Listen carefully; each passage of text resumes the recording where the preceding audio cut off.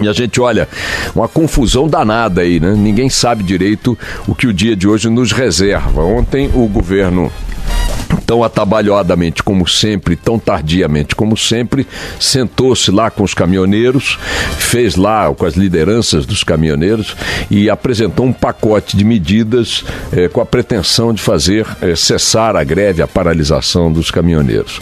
A repercussão disso na prática nós vamos ter que sentir ao longo do dia de hoje, porque está claro, não é esse o único movimento que teria lideranças divididas ou oponentes até, discordam em vários aspectos, e é preciso ver o quanto dessas lideranças, tendo concordado ontem com o que foi proposto pelo governo, terão palavra suficientemente forte para levar um comando aos caminhoneiros que estão paralisados e fazê-los voltar a trabalhar. E quantas destas mesmas lideranças que lá tendo estado nesta reunião, saíram de lá dizendo que não vão paralisar, não vão interromper a greve porque não concordam com o pacote apresentado pelo governo. Na síntese desse pacote está um conjunto de medidas que vai subsidiar a Petrobras para fazer os reajustes não diários, mas mensais, que vai subsidiar o congelamento do preço da Petrobras por 30 dias e que vai também fazer uma série de outras medidas no campo da tributação e dos benefícios concedidos ou compensações concedidas à Petrobras, noves fora, tudo na conta que vai ser paga pelo contribuinte. O pacote inclui editar medida provisória em até 15 dias para autorizar a Companhia Nacional de Abastecimento a contratar transporte de rodoviário de carga, dispensando-se o procedimento licitatório para até 30% da demanda de frete, né, para cooperativas ou entidades sindicais da categoria dos transportadores. Isso aí era uma reivindicação antiga. Não fazer a reoneração da folha de pagamento das empresas do setor. Isso aí beneficia os empresários do setor. Requer a extinção de ações judiciais propostas pela União em razão do movimento dos caminhoneiros. É óbvio, greve quando chega a um acordo geralmente cessam as ações judiciais. Não fazer a renovação da folha de pagamento das empresas do setor de transporte rodoviário. Reoneração, desculpe.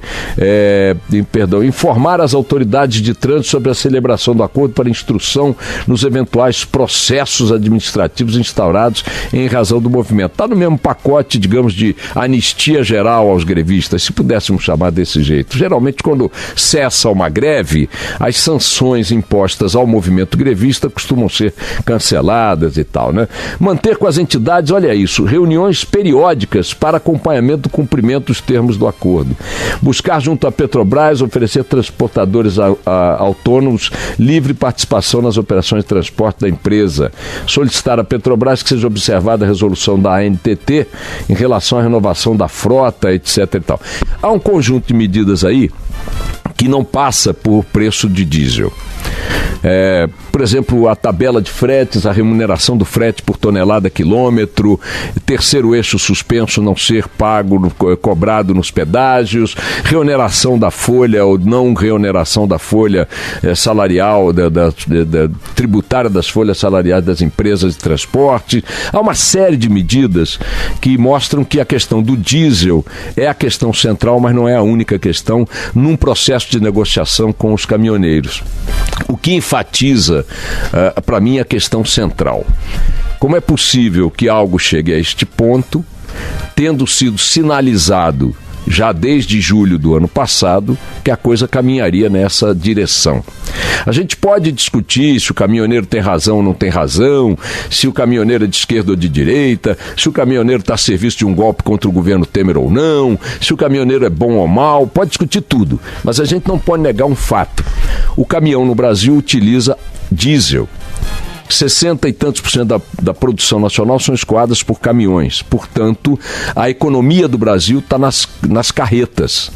É por isso que está faltando gasolina, comida, postos fechados, oxigênio em hospital, ônibus para transportar as pessoas. Porque se esses caminhoneiros que transportam a produção nacional não trabalham, a produção nacional não é escoada e dá-se o desabastecimento. Então, a economia brasileira está em cima das carretas, da carroceria dos caminhões.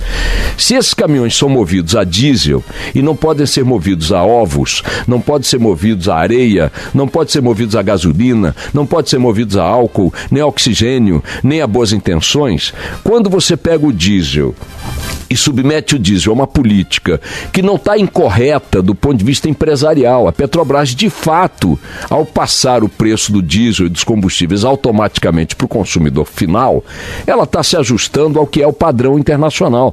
As grandes petroleiras do mundo, todas as grandes petroleiras do mundo, assim atuam.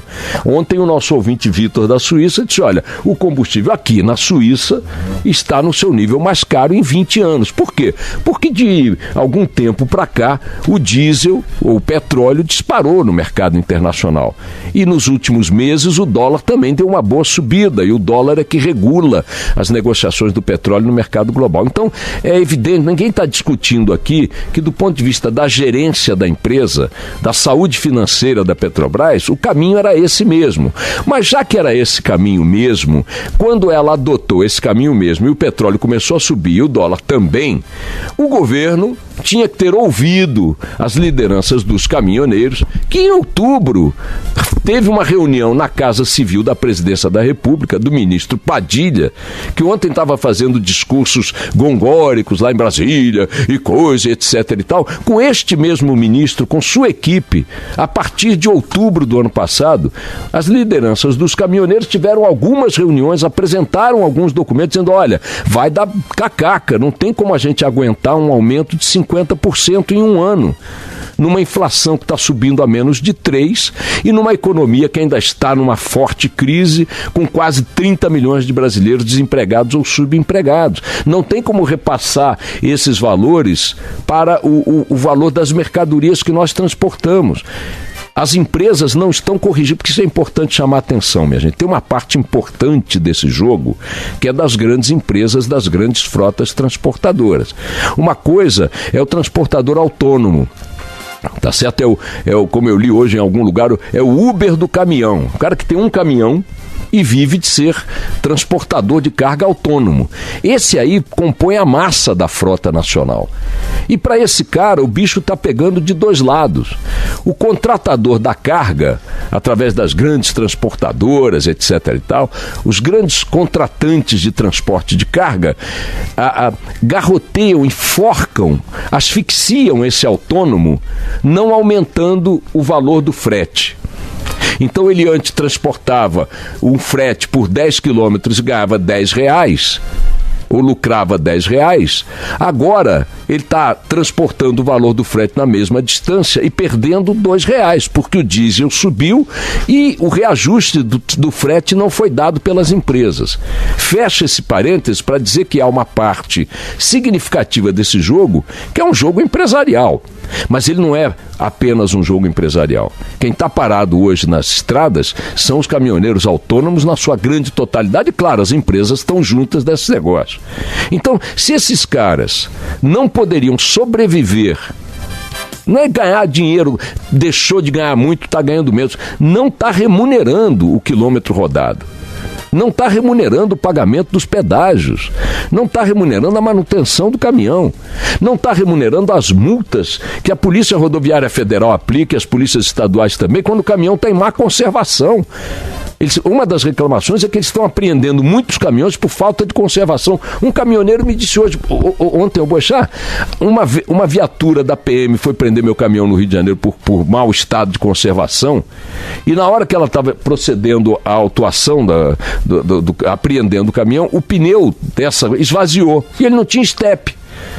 Quer dizer, a viatura da polícia está em pior estado que o meu caminhão e nós continuamos sendo alvo dessas operações porque a frota não está em boa conservação. E não está mesmo. Se eu não tenho dinheiro para levar comida para casa, eu não vou conservar o caminhão. Esse quadro geral é um quadro que vinha se desenhando em curvas de agravamento desde o ano passado. E, repito, em outubro estava sobre a mesa do ministro Padilha. O que eles fizeram? Conversaram, sentaram, discutiram, viram um jeito de manobrar para cá, manobrar para ali. Petrobras, vem cá, em vez de fazer o ajuste diário, dá para fazer de 3 em 3 dias. Petrobras, vem cá, como é que está a produção interna de óleo diesel? Por que caiu 9 bilhões de litros de óleo? Por que nós estamos produzindo hoje, minha gente, menos 9 bilhões de óleo diesel do que produzíamos em 2015? Por que a Petrobras está operando com instalações ociosas na produção do diesel, no tanqueamento do diesel nacional? Tem uma série de discussões. A longo prazo, por que não se estimula, como se fez com os carros particulares, um programa industrial de produção de frota movido a álcool, que é um combustível nacional? Sei lá. O fato é que eles não fizeram nada. Não conversaram, não cederam, não negociaram, não planejaram, não previram, zero.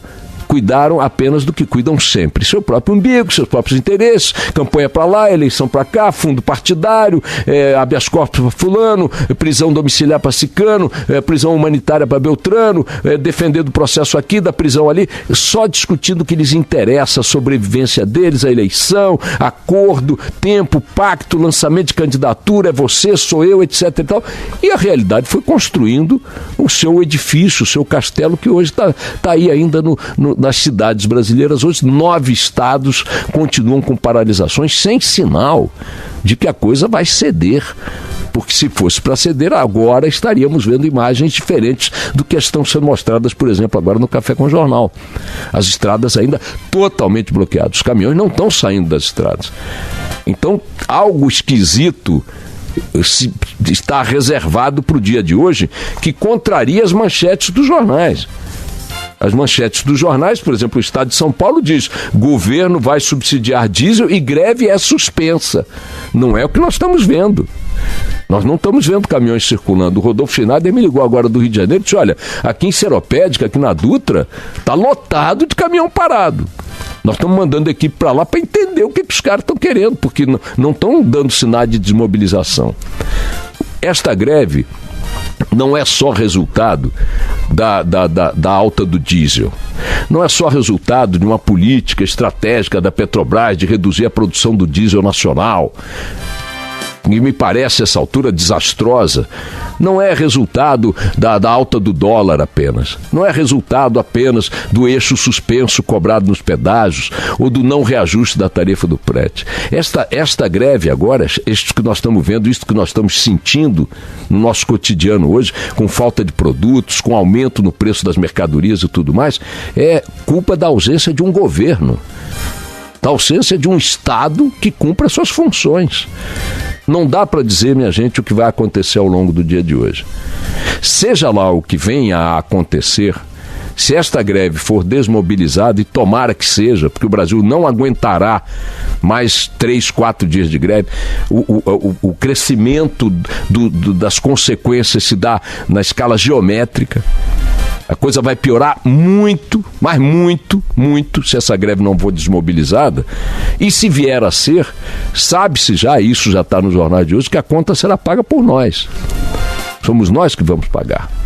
De alguma maneira, em algum momento, se esse troço tivesse sido negociado ao longo desse período, ou pelo menos desde outubro, quando os caminhoneiros estiveram no Palácio do Planalto para dizer: olha, vai dar bode.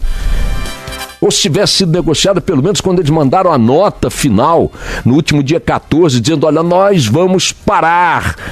Atenção, ministro Padilha, nós vamos parar o país. Se o senhor não sentar para conversar, também não sentou para conversar.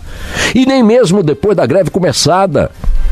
O protagonismo dos primeiros movimentos diante da greve ficou por conta do desastrado Rodrigo Maia, um cara que não sabe a diferença de 3 bilhões para 12 bilhões de reais. O protagonismo ficou na mão de Eunício de Oliveira, que ontem pegou um jatinho da Fábio, o presidente do Senado, em plena crise, em plena discussão, com o protagonismo do assunto na mão da casa que ele preside, e foi para o Ceará cuidar do quintal dele, das galinhas dele, dos interesses políticos dele. E ao perceber que tinha feito uma lambança, que estava todo mundo criticando, pegou outro jatinho da Fábio e voltou para Brasília. Essa é a gente que está conduzindo, ou melhor, não conduzindo as coisas. Então, olha, diante do que se viu ontem em Brasília, o que nós temos hoje é um dia cheio de expectativas, cheio de apreensões, imagens desta manhã indicando que a greve continua. e uma bateção de cabeça na esplanada dos ministérios da Praça dos Três Poderes, daquelas absolutamente assombrosas. Nós não temos governo. Nós não temos governo, esse é um fato. Não tivemos antes da greve, continuamos não tendo depois. Lamentavelmente, para suas excelências, ainda há querosene de aviação, combustível para o carro das seguranças deles próprios. E das madames também, que certamente não estão impedidas de circular. Vamos nessa!